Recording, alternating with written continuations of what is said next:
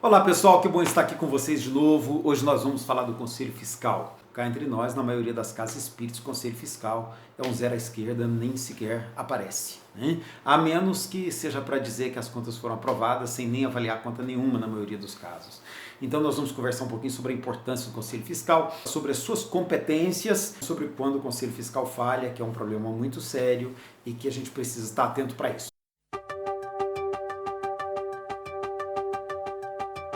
Vamos começar dizendo assim, olha, o Conselho Fiscal é o guardião do adequado funcionamento da casa espírita. É o guardião do controle financeiro, do controle fiscal, contábil, patrimonial da instituição. E nós não podemos deixar que ele caia no esquecimento dentro de uma instituição espírita. Ou então nós não podemos também, outra coisa que é muito comum, eleger para o Conselho Fiscal qualquer pessoa. Só por desencargo de consciência, ou então por amizade, então coloca fulano no Conselho Fiscal. Não. Nós não podemos fazer isso. O Conselho Fiscal é importante demais para ser levado de qualquer maneira.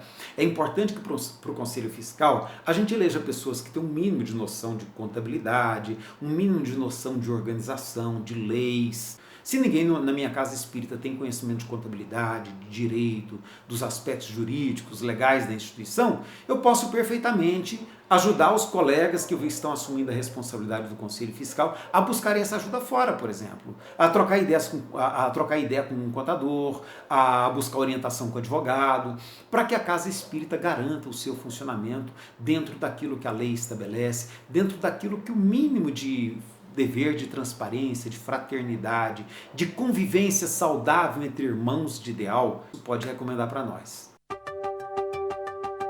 Muita gente acha que o Conselho Fiscal é subordinado à diretoria executiva. Vamos esclarecer isso. O Conselho Fiscal está no mesmo nível da diretoria executiva.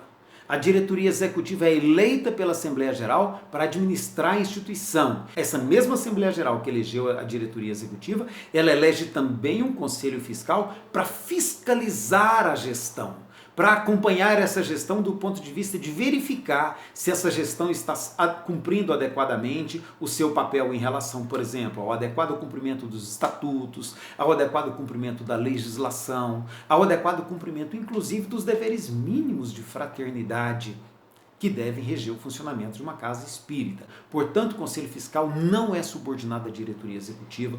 Ele tem que realizar o seu trabalho de maneira autônoma, de maneira independente e muito responsável, sem o que ele corre risco de não dar conta do seu papel. A primeira competência mais óbvia é garantir que o cuidado com as questões financeiras da instituição está sendo adequado. Por exemplo, entra dinheiro todo dia na instituição. Há dinheiro, contribuição dos associados, há dinheiro de promoções, há dinheiro de doações avulsas. E está havendo o controle adequado dessas entradas? Existe um caixa que controla todo o dinheiro que está entrando? Existe um caixa que controla as saídas, a aplicação desse dinheiro? É muito comum o dirigente colocar dinheiro dele mesmo para o funcionamento da instituição. Uma vez um dirigente me falou, se eu não colocar dinheiro, ninguém coloca, porque o dinheiro que arrecada não dá, ninguém quer contribuir. Bom, isso é um problema que tem que ser da instituição, não pode ser um problema do presidente. A instituição precisa ser responsabilidade de todos. Se está havendo algum problema, algum descompasso financeiro, isso é uma questão que tem que ser levada para a Assembleia Geral. É a Assembleia Geral quem tem que apreciar e decidir como isso vai ser resolvido. Isso não pode ser simplesmente resolvido pelo presidente que coloca o dinheiro dele e pronto. A instituição passa a depender dele de uma tal maneira que depois não é possível eleger outro dirigente. Mas tudo bem, se ele resolveu fazer doações, essas doações têm que estar contabilizadas e o emprego e a aplicação delas também tem que estar registrado. O Conselho Fiscal precisa ter certeza de que tudo que está entrando, tudo que está saindo, está sendo adequadamente contabilizado para que todos saibam o que está acontecendo em termos financeiros com a instituição. Outra competência importante do Conselho Fiscal, garantir que esteja havendo prestação de contas regular. É desejável que todos os meses a diretoria apresente um pequeno balancete do que entrou de receitas, do que aconteceram de despesas e o que restou ao final. Esse que restou ao final, às vezes até, é uma informação que não pode ser pública, não pode ser colocada no mural da casa espírita, mas isso tem que estar ao alcance da diretoria, dos associados e do Conselho Fiscal. Então, o Conselho Fiscal é quem vai conferir se a diretoria executiva está prestando contas adequadamente das realizações financeiras, dos atos financeiros da instituição. Outro papel muito importante do Conselho Fiscal Existem leis, existe um governo que nos controla, que quer saber o que está acontecendo, até para verificar se nós não somos uma das muitas ONGs fantasmas que existem por aí, movimentando milhões de reais em recursos sem prestar contas a ninguém. Portanto, cabe ao Conselho Fiscal verificar se estão sendo cumpridas todas as exigências de ordem legal, se estão sendo cumpridas as exigências de ordem fiscal, os padrões contábeis se estão sendo obedecidos. Nós temos relatórios mensais a apresentar, relatórios anuais. É o Conselho Fiscal quem verifica se isso está acontecendo adequadamente, para ter certeza que tudo está sob controle e que amanhã a instituição não vai ser penalizada com alguma multa não prevista porque deixou de cumprir uma determinada exigência fiscal. Outro aspecto importante que é a responsabilidade do Conselho Fiscal está acompanhando a questão dos funcionários. A instituição está cumprindo todas as obrigações legais com seus funcionários? Ou caso não tenha funcionário, não existe algum trabalhador voluntário cooperando além do que seria o seu papel? Eu vou citar um exemplo, só para a gente ver como a questão é grave. Tinha uma instituição que tinha uma pessoa que todo dia arrumava o centro e a diretoria se dava o direito de falar: fulano, faz isso pra gente, fulano, vamos mandar alguém aí, você recebe pra gente, e vivia pedindo coisas como se ele fosse um funcionário. Resultado, essa pessoa um belo dia entrou na justiça e cobrou direitos trabalhistas da instituição. Outra questão, por exemplo, é com relação ao patrimônio. Nós já vimos casos de instituição espírita que funcionou durante anos com prédio em nome do fundador, que cedeu o seu terreno, o seu lote para funcionamento da instituição. Fizeram promoções, construíram, ampliaram, fizeram benfeitorias. Quando o dirigente faleceu, os filhos reclamaram o patrimônio de volta e a Casa Espírita foi obrigada a mudar de endereço e comprar um terreno próprio depois de ter investido recursos na construção daquela sede. O Conselho Fiscal precisa verificar se o terreno está escriturado, se está registrado. É papel do Conselho Fiscal. Outro aspecto interessante: mora alguém na sede da instituição, por exemplo, um zelador, alguém que mora ali para cuidar da instituição? Tem um outro caso importante que serve como um exemplo disso. O dirigente do centro, como tinha um barracãozinho no fundo do centro espírita que servia lá para depósito, um belo dia um senhor enfermo, um senhor com uma doença muito grave, o dirigente do centro espírita resolveu ceder esse barracãozinho para essa família morar. Era ele e alguns filhos já grandinhos. Desocupou tudo, arrumou direitinho, colocou lá com toda a dignidade, com todo o cuidado, cuidaram do doente enquanto foi possível. Daí a alguns anos ele veio a falecer, ficou só a senhora viúva com seus filhos, garotos, um garoto e uma garota.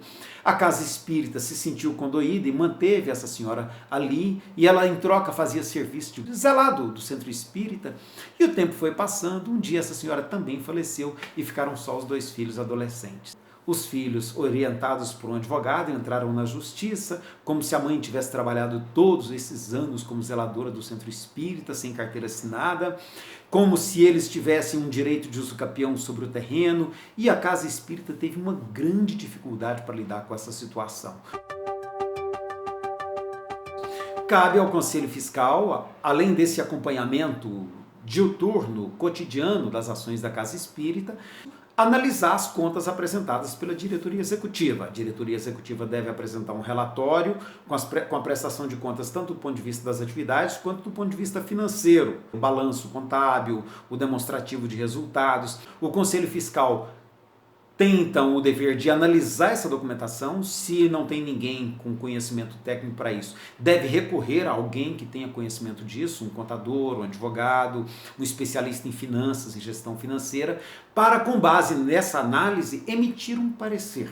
Esse parecer pode ser a favor de uma aprovação das contas sem nenhuma ressalva, se entendeu que está tudo certo. Pode ser uma aprovação com ressalvas. Caso verifique que algum aspecto não está sendo observado ou está carecendo de alguma ação, e pode ser um parecer no sentido da rejeição das contas, se essas contas estão flagrantemente em desacordo com a exigência legal. Isso abre um caso mais grave, porque caso as contas sejam rejeitadas, isso volta para a diretoria executiva, que tem o dever ou de corrigir, ou então de justificar o porquê, até que a Assembleia Geral considere que isso esteja adequado para uma aprovação com ressalvas.